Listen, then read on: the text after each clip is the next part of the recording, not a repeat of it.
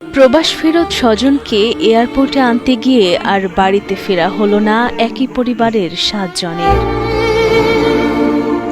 স্বজনকে নিয়ে বাড়ি ফেরার আনন্দ মুহূর্তেই রূপ নিল চরম বিষাদে। বাড়ি জুড়ে এখন শুধুই কান্নার হাজারি। একটি দুটি নয়, একসাথে খোঁড়া হচ্ছে 7টি কবর।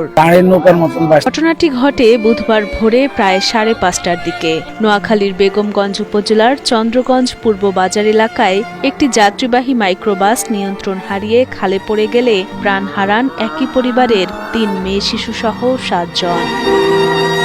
প্রবাসী বাহারের মা মুর্শিদা, স্ত্রী কবিতা, কন্যা মিম, নানি ফয়জুন্নেসা, ভাইয়ের স্ত্রী লাবণী এবং 2 ভাতিজি লামিয়া ও রেশমি। এই মর্মান্তিক দুর্ঘটনায় সে সময় প্রাণে বেঁচে যান প্রবাসী বাহার, তার বাবা আব্দুর রহিম, শ্বশুর ইস্কান্দর মির্জা, ভাইয়ের স্ত্রী সুইটি এবং গাড়ি চালক রাজু। ড্রাইভার আমি ধাক্কা দিছি, এরে ব্রেক কর, গাড়ি চলে যা, ব্রেক কর, হাতে মাতে না, ধাক্কা দিছি